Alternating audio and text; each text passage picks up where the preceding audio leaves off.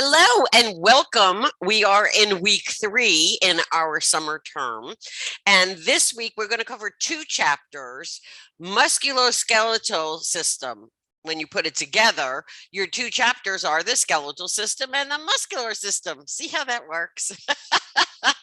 But a lot of times you will see this referenced as the musculoskeletal system because the bones cannot function without the muscles telling them what to do, move up, move down, move sideways, move up, as well as all of the other stuff.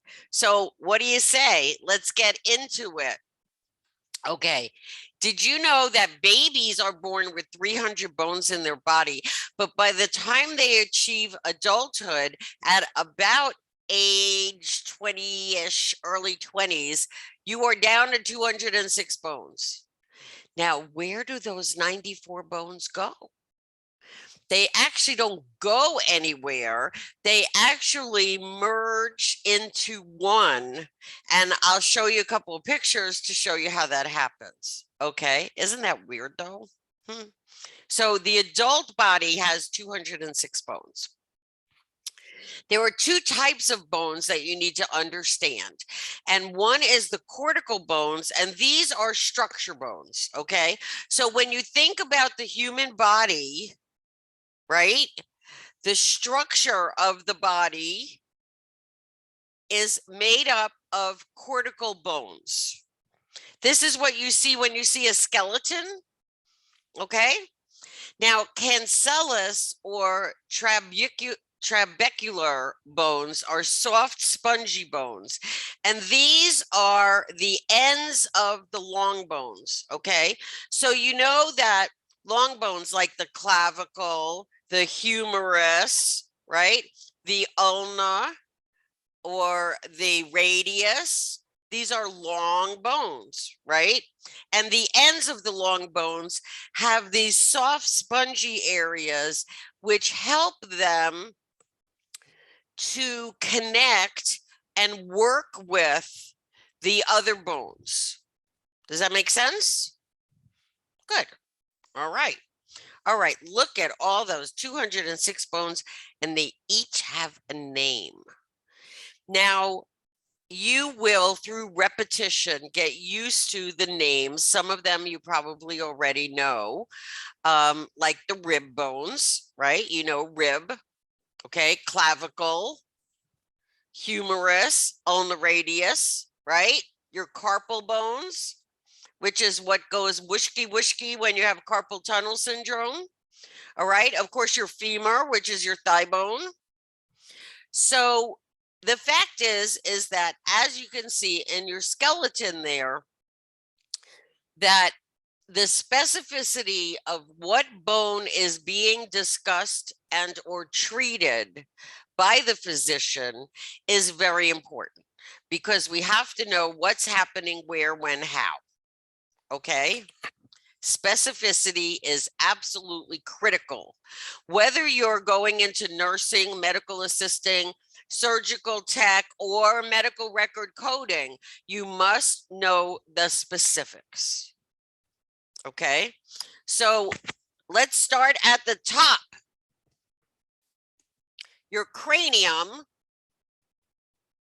is made up of 2 each of these bones: the ethmoid, the sphenoid, the frontal, the parietal, the temporal, the occipital. And why I say 2 is because they got matching halves, right? Okay. The smallest bones in the entire body are in the ear. And that's your anvil, your hammer, and your stirrup. They are located in your middle ear. And it has been seen that people, like jumping off the Empire State Building, could literally break every single bone in their body except those 3. That's how well protected they are. But I recommend you do not test this theory. Just let the scientists come be with that, okay? All right, now we get down to your upper extremities. And you know, your arms are your upper extremities because they are hanging off of your central body, right? Okay. So you have the clavicle, which is right here. You know, when you see like really thin people, you can actually see their clavicle bone as it comes and joins the sternum, which is right down in the center. And then you have your scapula, which is that triangular thing that sticks out kind of on your back. And then, of course, as we have mentioned already 3 times today, the humerus, the radius, the ulnar. Okay. Did you know that the hands and the feet represent more than half of all the bones in the entire body? So the bones in 2 hands and 2 feet equal 106 bones. Yikes. And there's only 206 in the entire body. Isn't that amazing? Okay. I find it helpful sometimes to look at my own hand and to kind of figure out where the bones are, right? So you can get a sense of how the skeletal system actually functions in your body. Okay. All right. Now we're going to get to the pelvis, the hips. Okay. All right. And this is one of those cases. Now, take a look in the center of your screen. You can see sacrum. All right. But you see the rings 1, 2, 3, 4, actually 5. The sacrum, which is the right below the lumbar part of the spine. And those indications, those horizontal lines, when the baby is born, those are 5 separate bones. And by the time the baby reaches adulthood, they fuse into the sacrum. Isn't that interesting? All right. I think it's interesting. The coccyx is the same way. It is multiple bones. That's your tailbone. You know, if you fall down, that's okay. That also, when the baby is born, it's multiple bones, which then fuse into one bone, the coccyx, by the time the human has reached adulthood. And this is chronological adulthood, not based on behavior. Okay. All right. Okay, so you can see the iliac crest, which is that outer portion of the hips, and the ilium is the inner part of that bone. Okay. Now, if you remember, I think it was last week, we were talking about words, medical terms that are very close to each other, but maybe have 1 letter difference, right? And do you remember we talked about ilium and ilium? Okay. Do you remember ilium, as you can see on your screen here with the U, ILIUM, is a bone that's part of the pelvic girdle. Okay.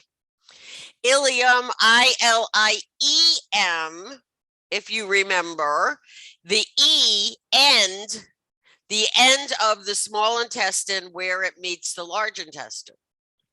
As you can see, very, very different. One is bone, the other is part of the intestines. Okay, the gastrointestinal system. So again, I want to remind you to pay close attention to the word and to the individual letters within that word, because it's easy to make a mistake. Okay. As a matter of fact, I don't know if any of you have noticed or seen the commercials, but evidently the National Spelling Bee is later this week, I think. And I was thinking about if we had a spelling bee with medical terminology, and I said, okay, your word is like aphasia or ilium. You would have to ask the definition because otherwise you might spell the other one and then you would get it wrong, right? Remember aphasia, one has with an S, the other one is with a G. You have ilium with a U and ilium with an E, and they sound identical. So again, you want to make sure you are asking the question, you are being attentive to the context in which the word is being used. Okay. And by the way, questions are good. Asking questions make you look smart, not stupid. Okay. So ask questions because questions are good. And you can email me all the questions you have, all of the questions. I love questions. All right. All right, now the lower extremity, you have the pelvic girdle, also known, and then you have your joint that attaches the leg bone into the pelvic girdle. You have your femur, which is the largest bone in the human body. And the patella, which is the kneecap, the tibia fibula in the shin area. And just so that you know, is that is from between the knee and the ankle is referred to as the leg. It's not the whole thing. The whole thing is the lower limb. All right. And then you have all those bones in the foot.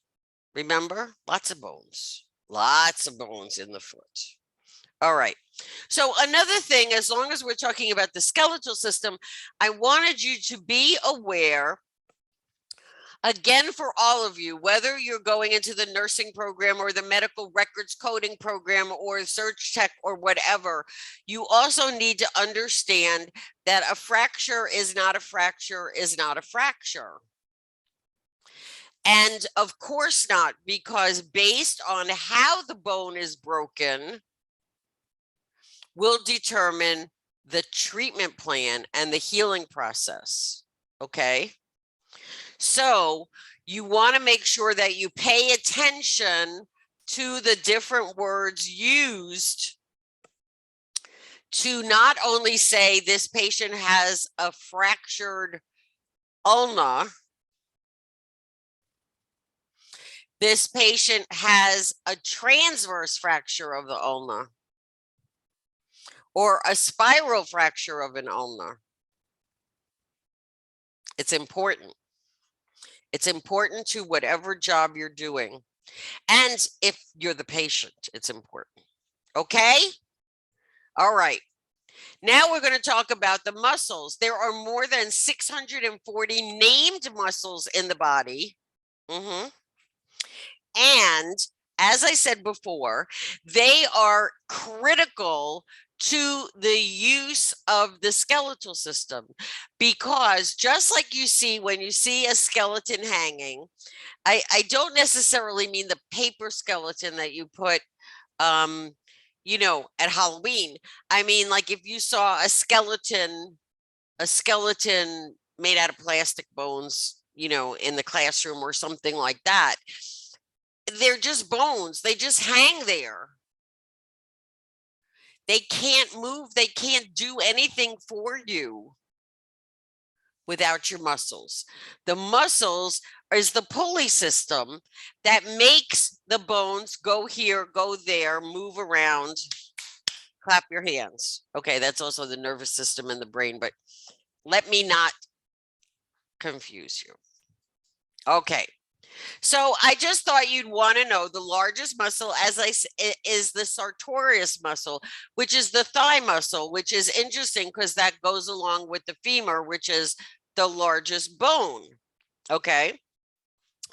The smallest muscle is this big, the stapedius, which is in the middle ear. Okay. The largest muscle, now remember, this is different than the longest muscle. The largest muscle is the gluteus maximus. That's the outermost muscle of the buttocks. And as you are learning medical terminology, gluteus refers to the buttocks and maximus says this is the biggest, okay? And it is the outermost. So that also tells you that there is an innermost, the gluteus minimus, okay? So it's again, specificity. Now, with all of that, did you know the strongest muscle in your entire body are your masseters? That's right here in your jaw. The muscles you use for chewing your food. Chew well. Chew well. It's important to your digestive system. And the busiest muscles in the entire body are the optic muscles in the eye, because they're moving like 1,000 times a day, right? Right. And you're not even conscious of it because they do what they need to do. But actually, your brain is telling them what to do. But that's a whole nother conversation. Okay, when we learn about the optic structure. All right. Okay. So muscle groups, they are actually, again, they are categorized, and that makes sense. And you have over 640 different muscles in the body. You have to categorize them in some fashion. And so they can be categorized by size. So you have vastus, vast, big, right? Maximus, max, large. All right. Do you see the connection between English words and these words that come from the Latin? And that's because English has a little bit of Latin in it also. Okay. Longus is long. That's easy, right? Minimus, mini. Think of a mini skirt, small. All right. And brevis, brief, short. And you can do the same thing with these other terms describing the shape of the muscle. I know you have triangular muscles. Isn't that weird? I know sometimes we think about muscles and we think about them being, you know, long, kind of like I don't know, silly putty, I'm kind of thinking. Well, because they do, they expand and they contract, right? Okay. The direction of the fibers that construct the muscle and the location of the muscle.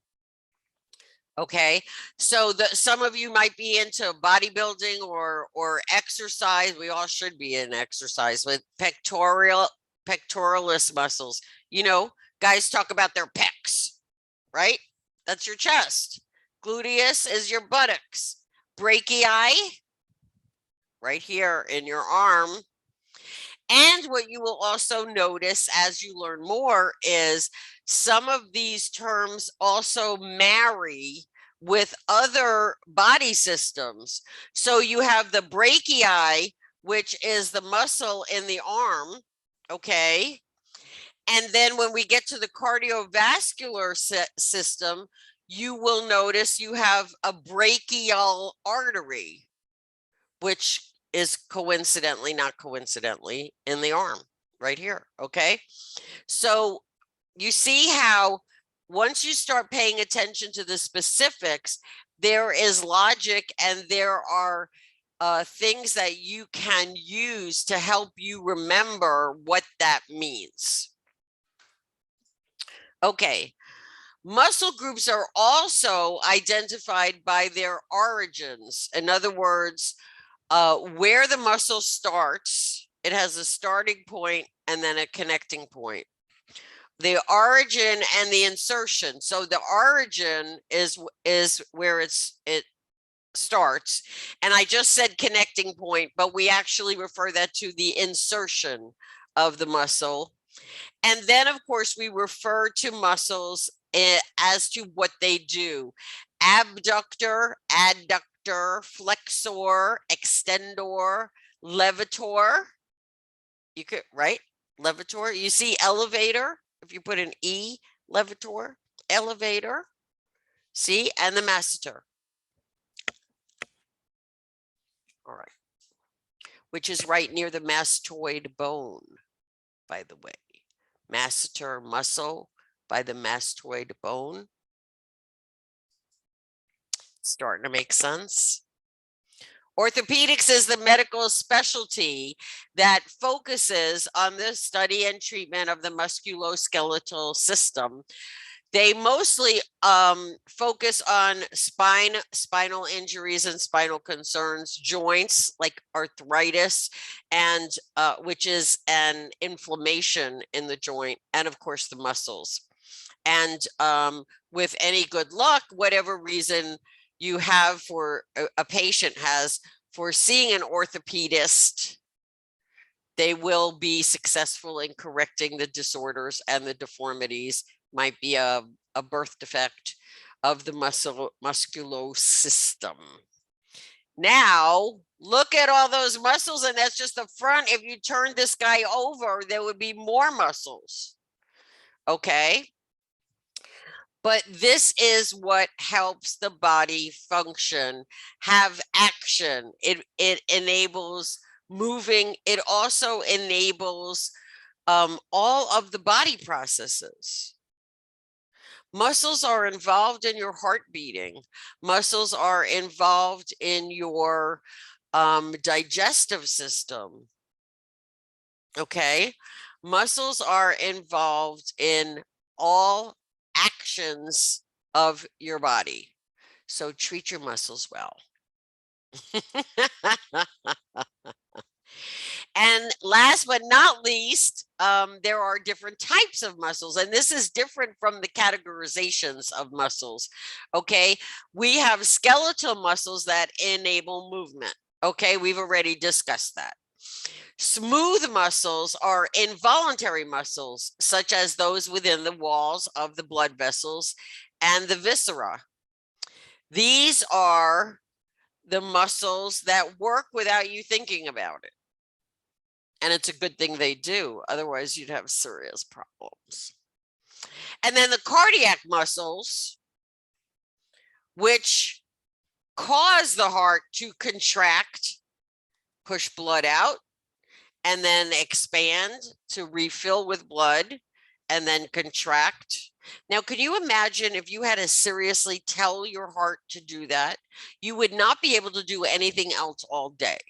So that's why this is part of the autonomic nervous system, because actually your autonomic nervous system, the nerves are within the muscles. So the nerves tell the muscles, tighten up, loosen up, tighten up, loosen up. And thank goodness, because that in it is your heart beating. Okay. And then that pushes the blood. We'll do the cardiovascular system another time. Okay. All right. So to keep your foundation strong, it is very important that you review the information frequently. It is repetition that will help your brain latch on to all of this information. You cannot sit down and memorize all of this. It's too much. Unless you are Sheldon from The Big Bang Theory, or you might be Spencer Reed, the guy from Criminal Minds. Can you tell I watch television? Okay, but the fact of the matter is your brain has lots to absorb.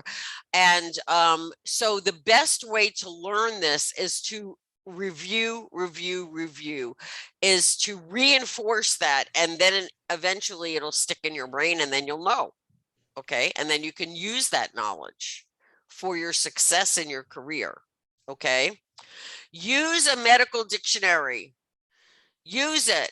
I recommend, and you remember last week, I recommended the paper little Merriam-Webster, what was it, $6.50 on Amazon. And that's because I don't want you distracted from the chapter you're reading or from whatever it is you're doing. I want it to be really easy for you to reach out and look up that word, because the easier it is for you, the more likely you will do it. And then the more times you look up the same word, the repetition will eventually get it to stick in your brain. Okay. And whenever necessary, query, ask me. I love it when students ask questions. I really, really do. Okay. All right. So speaking of which, do any of you have any questions? Okie dokie. Well, if you think of some later, you know what to do. Email me. Email me your questions. Email me I read this and I don't understand it. Email me as I think this is what this says, but I'm not sure. Okay. I can respond to you via email, which is good because then you can print it out and use that as a study tool. Okay. Or sometimes you just like confused and you don't even know what to ask. We can set up an appointment. I'm confused on it. I'm sorry. What? I'm sorry, I didn't mean to say anything. It's okay. Did you have a question? We could talk after you finish. Okay. Or we can do a one-on-one Zoom. We can do FaceTime. I'm very technologically flexible. Okay. So I'm here to support you. So how can I support you? Um, we can do FaceTime if you don't mind. Or do you want me to turn off the recording and talk now? Um, no, you can go ahead and continue. I know there's a lot of people on here already. I'm done. I'm about to say thanks for coming. Okay. Okay, Well, what? yeah, well, we can, yeah. Okay. All right. Thanks for thanks for coming. And just remember, I really am here to help and support you. Okay. All right.